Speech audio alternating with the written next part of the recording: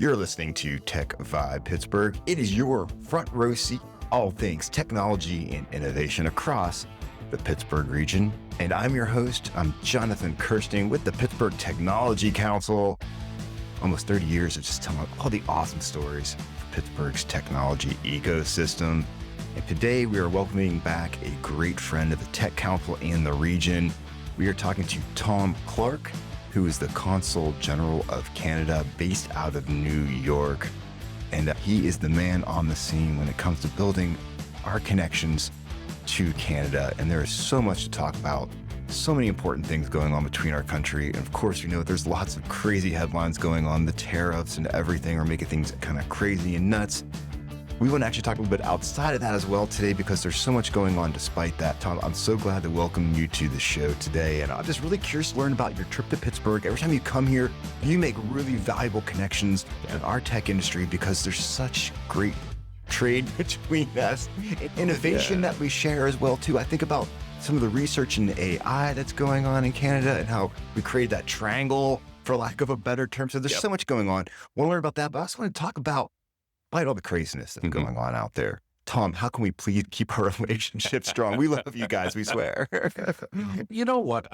Listen, the relationship's always going to be strong. We got 200 years of history, right? And we're not just neighbors and people that do business together. Well, there's families on either families side, on both sides, right? exactly. And the last time I looked, there's no continental drift going on that's going to move Canada into the Pacific and you guys into the Atlantic. We're joined. We're joined, man. We're going to stay joined for a very long time to come. It's a solid tectonic plate that we're on there. Right, yeah, exactly. Yeah. Listen, the relationship that we have with Pennsylvania in general, and then let's talk about Allegheny, but Pennsylvania in general, we're the number one customer. Yeah. Pennsylvania by far. And in Allegheny County, we buy $1.3 billion worth of stuff just from Allegheny County, which is more than the four next importers combined. It's that big. So it's really, I mean, it was number one, but not a factor of four. But here's the thing. We've got a lot of Canadian companies operating here. They're creating jobs here. But more importantly than that is that because we're so invested and have been for a really long time in this part of the world, in this part of Pennsylvania, it's literally when you do well, we do well because we're part of you. We're embedded here in Pittsburgh.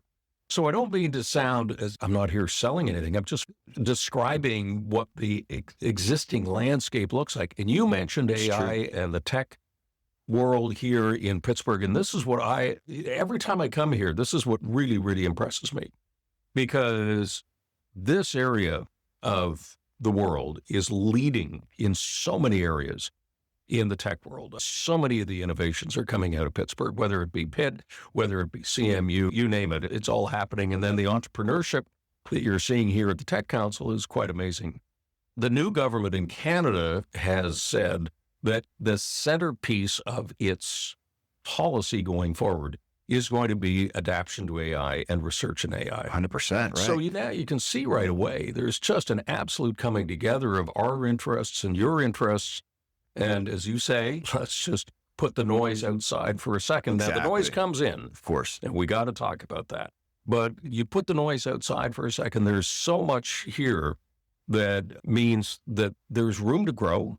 There's room to do stuff. Totally. We're talking about how do we further integrate the research and the development that's going on in Pittsburgh, and how do we marry that up with some really smart people that are doing the same work in Canada?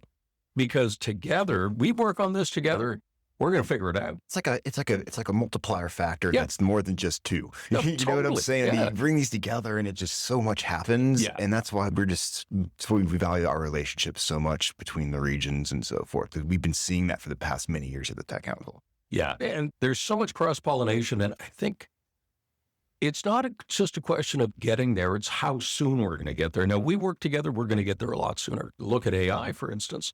The three godfathers of AI are all Canadian. AI, in a sense, was invented in Canada.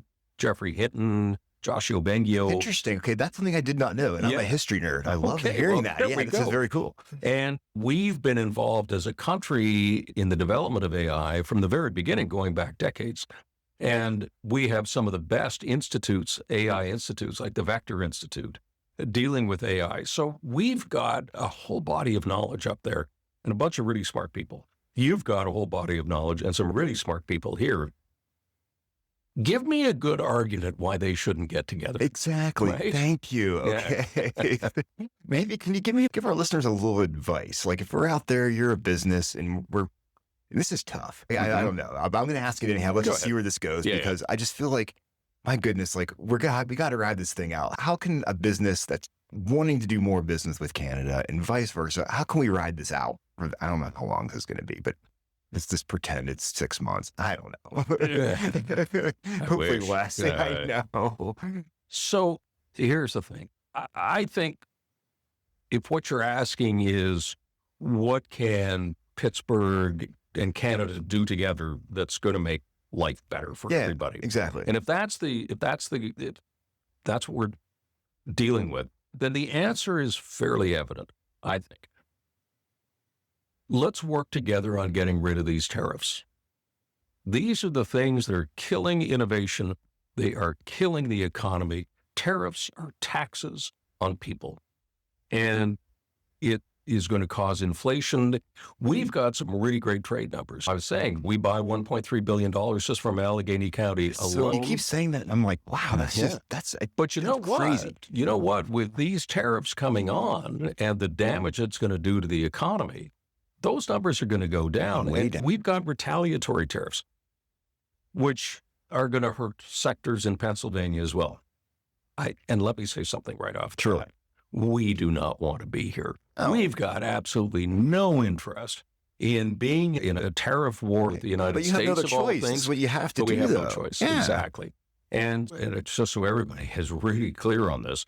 The moment, like the second, the nanosecond, then the tariffs are lifted on Canada, our retaliatory tariffs are over. They're Absolutely, done. yeah. What we've got to do together is that we've got to convince the administration that there are other ways of achieving the goals that the president wants to achieve. He wants to be a superpower in energy.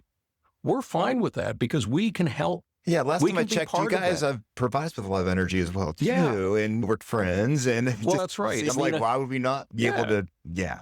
And so in all the things that the president wants to achieve, we have absolutely no disagreement with where he wants to go, but we're saying, God, give us a call because we can help out in literally everything that you want to do. Critical minerals.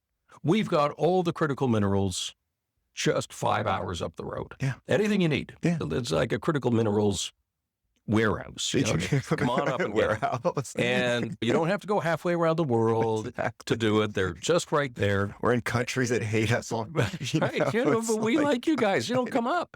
When you look at that, all the stuff that we need for the new economy, either the technology advances that we have to make, whether it be in AI or any other aspect of technology, whether you're looking at energy questions, how do we get the energy that we're going to need for the AI economy? There will never, ever be enough electricity in the world to drive what we want to drive. So we've got to get as close as we can to it. But if we work together on this, we can get pretty damn close to where we have to be. All day long, yeah. I come back to the thing. We got to get rid of these tariffs. They make no sense. They're hurting everybody. And they're not taking us to any good place. No. Let's join, first of all, on that. I'm with you 100%. Once we can get rid of those tariffs, align our goals, figure out what we can do together that will make North America the powerhouse of the world. And we can do that. We're so close to being able to do that now. Let's get rid of the impediments. Let's get to business. Let's make it happen and create some wealth, create some innovation, and get stuff going for crying out loud. Exactly. And you take a look at Pittsburgh, and you take a look at the level of entrepreneurship that's happening in Pittsburgh right now. This is world-class stuff that's happening here. We can be part of that. We can add to that. We can grow that through what we've got. So the spirit is there. The knowledge is there. The people are there. But we're not there. But the policy's not there. Let's get the policy rolling. So all this talk on policy, it's like you're actually cheering me up about this because I can see the potential and how I think common sense at some point has to prevail. So I'm feeling good. And Great. So thank you. I appreciate that part. But I would love to know more about like when you come to Pittsburgh, because you come here all the time, of the importance of our connection.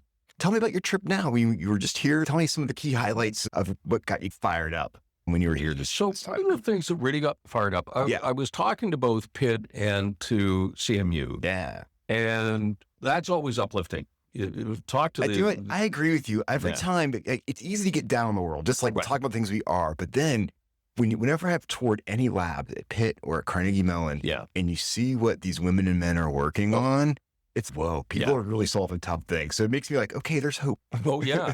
And so I talked to them, and we were talking this week when I've been here, we've been talking about the very thing that you and I were just talking about. Yeah. How do we come together? How do we make it bigger? How do we make it better and faster?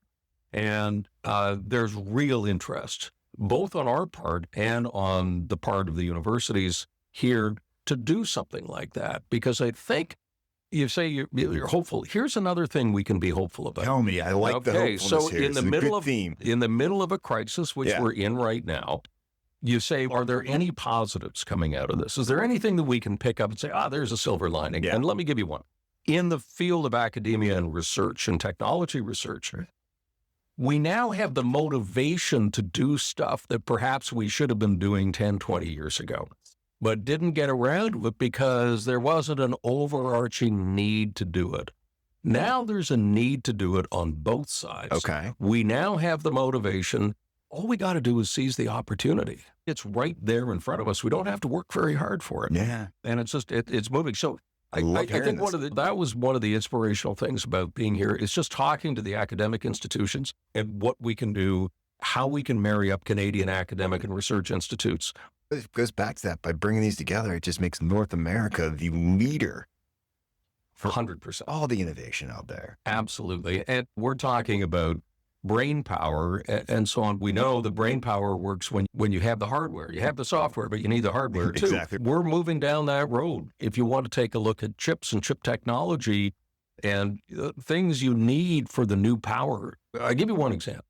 Lithium, which is needed in the new energy world. The problem has been that lithium is mined in various places. It's hard to get, and people don't want the impact. I've heard stories that you can find it in parts of North America or the United States, and then we can't get to it because of conservation and so forth. Right. The land. Well, the big problem with lithium is processing it. Okay. So what's happened in the past is that lithium, even if it's mined in North America, is sent to China to be processed. Oh, wait a second. So you're using energy to send this energy processed, and then you're sending it back so then we can put it into product. But meanwhile, guess who's controlling it? China. China is. So what we've done up in Canada, because we got lots of lithium up in Canada, we have got now coming on stream 2 processing facilities. Really? What this means Where are those in Canada? I'm curious. One's in Thunder Bay and another one's in Bécancour, Quebec. Nice. And so not far from here. The thing about it is that you will now have processed lithium in North America that is controlled in North America. So that when we want to build security, but also if we want to build more chip factories, fabs as they're called, because we need chips and so on. So that's the hardware part. And that's what I'm saying is that one of the strengths of 2 sovereign countries working together, let me underline 2 sovereign countries. Say that again? You picked up on that, did you? Okay, that's good. I'm pretty smart. Yeah. But you know what? But that's a cool example. Let me give you one other one. Yeah. In the aluminum area, because aluminum's very big. You got Alcoa here, and I met with Alcoa when I've been down here because Alcoa's got a big footprint in Canada. Absolutely, yeah. So there's tariffs on aluminum, 25%. So that aluminum made by Alcoa in Canada, when it comes down here, it's tariffed at 25%. Yeah. Here's the problem. You want to build a capacity to do more aluminum smelting in the United States? You can't do it. You know why? One plant, one smelting operation would take the equivalent of 10 Hoover dams in terms of the energy that you need. Aluminum is basically 40% energy. Absolutely. And then the idea, it would probably take a decade to actually get it built. Oh, yeah. At least. So you wouldn't have the power. And even if you waved a magic wand and said, okay, we've got now 10 new Hoover dams to run an aluminum smelter, somebody might come along and say, do we really want to spend all that new power to make a product that we can just get 5 hours up the road, or do we want to use now it? You're making me depressed again, okay? No, but then you say, this podcast is to make me happy. Okay. Well, okay. let me think of a happy story. Yeah, no, keep going. I'm sorry. I just know you're making a really good point here, because it's, my goodness, you have this stuff happening right now. Yep. And for us to do it here, it's just not feasible economically, or even from a timing standpoint. Yeah. I mean, I think that there's stuff that can be done here, should be done here, but it's got to be realistic. Like, you can't do aluminum here. Yeah. And there was a great story about the administration called in aluminum companies and said, what's it going to take for you guys to mine bauxite right here in the United States? And they said, bauxite.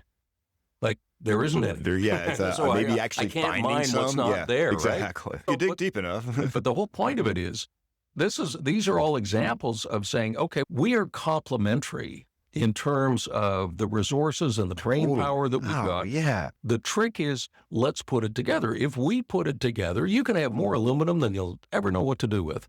And you'll have it at really good prices. We'll have chips that are no longer controlled by China, but are within the control of the North American economic unit. And there's all sorts of other examples of this. So if we use our complementary nature to build, we do everything better if we're doing it together. Yeah. Is this what's driving the reasoning that Trump says you should be a state? That if you were the state, then we would have access to this stuff, so we wouldn't have to do his crazy stuff. Yeah. And it's like, how would that even happen anyhow? Are you kidding me? I don't know.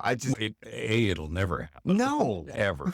Yeah, and Prime Minister Carney, our new Prime Minister, put it best. He was in the Oval Office. Yeah. And this was brought up, and the Prime Minister said to the President, you come from the real estate world, so you understand in real estate, some things just aren't for sale, like the White House. Right. You're not going to sell the White House or Buckingham Palace. You're not going to sell Buckingham Palace. Guess what? I'm laughing because Canada's not for sale. Yeah, right? just so hot, man. Get over it. So it's not the interesting thing. And just for context and background, yeah, totally. I get why the 51st state stuff brought smiles, because everybody thought this is so absurd and ridiculous that all you can do is laugh at it. Yeah. Here's what happened in Canada. Okay. It turned the country into a fire pit. Yeah. Canadians reacted. No, it aligned the country to be like, it gave you more resolve than ever. Like, absolutely. Yeah. And I've never seen Canada more united ever before. And they all came behind the idea that, hey, somebody's threatening our country. Totally. And so Canadians got together, and right now, and these are the emotional reactions. Completely. Listen, in the grocery stores, there's boycotts of American products. Totally. American spirits and wines have been taken out of the liquor stores in Canada. These things will correct themselves. Of course. But for the time you have to do when you're insulted like that, it's come on. Yeah. But I think there's a way forward. Tell me this way forward. I think the way forward is... This is the happy part of the podcast again. I like this. Yeah, keep going. I think the way forward is this, and I think we've started it. Okay. And that is that first meeting between the Prime Minister and the President got rid of a lot of the noise. Yeah. Good. Okay. It was a respectful meeting, which is what our prerequisite, that it had to be a meeting done with respect for our sovereignty. Yes. That was shown. And it led to any good meeting. The metric for a good meeting is that there'll be a second meeting. Yeah, absolutely. Right? This is not a one-off. Exactly. And I think we've got that. So or JD Vance doesn't start yelling at you. So I think that what we've been able to do is start a process now where we can have really substantive discussions with the administration to say, look, here are the points to consider. And really, what we're saying to the administration is, we want to go where you want to go in terms of how we can make North America this proud, strong, economically viable part of the world. The thing we've always been for 200 years. That's right. But we got to remake it. You always got to, we got to go to North America 2.0. We've been at 1.7. We got to 2.0. 1.7. And 1.7.1.1. So I think we've started a process, but the pressure's got to be maintained on this. We can't take our foot off the gas of getting rid of this one thing and full circle back to where we started again. Once we get rid of this, once we get over this and everybody sees that not only are tariffs absolutely the wrong thing to do, but there's a whole marvelous, wonderful thing we can do on the other side of this. Once we get to that point, and hopefully it's not going to take too long, and hopefully there's not much destruction before we get to that point. Yes. Thank you. That's not too much destruction. This is fabulous stuff. I'm so glad you came in, because I feel like just hearing from someone from Canada, a leader in Canada, to get a better sense of what Canadians are thinking about it, how the government's thinking about it, and we can sensibly actually make all of this work at some point soon. That's my hope. And I can't thank you enough, because I think this has been really very clarifying for me. Plus, I just get to learn even more. It always reinforces how important our relationship is. Not just the United States, but the Pittsburgh region itself. To me, it's an amazing, when you keep mentioning how like the $1.3 billion of trade, that's employing a lot of people. That's just us buying. That's paying a lot of taxes. That's what I'm saying. That to me is amazing. We're big fan. I'm personally a big fan of Pittsburgh. I got to tell you one thing. The number of times I've been coming to Pittsburgh, every time I come to this city, I'm seeing something new. Love it. But I love this city. I do. I think it is one of the most dynamic, interesting cities in America. And I'm not saying that because I'm sitting with you or I'm sitting here in Pittsburgh. I really mean to ask the people that, the staff that travel with me. Rumor has it you have a terrible towel every once in a while you bring with you. A terrible what? A terrible towel from Steelers. You see now, okay. Now we're talking about serious stuff here. Okay, you bring up the Steelers. I confess, no, I proudly say we're in Pittsburgh, right? Okay. If you want to leave this room alive, you better say something fast. I think the Steelers are probably the best team in the whole world. There you go. And as long as the Penguins are in the playoffs. Exactly right. And we promise we're not going to tariff our Canadian hockey players that we send down to Pittsburgh. Unless we have to. We're giving that door. It might come to that. Crosby could cost you another 25%. Maybe that's the piece that resolves all of this. I don't know. There's some hope for us after all, Tom. Oh, my God. Dude, I really appreciate your humor and your candor on this. Seriously, great. And like I said, every time you're in Pittsburgh, I want you to stop by here, because I love getting these updates with you, because at Tech Council, we just love you guys, man. We just know there's some good stuff here. We want to keep it rolling. Simple as that. So let's work together to get through these hard times. Thank you. And let's look forward to the good times in front of us, because I know they're going to happen. Because come on, in 200 years, this is a little quibble. We'll laugh at this at one point, I hope. Oh, yeah. Maybe our great-grandchildren will laugh about this.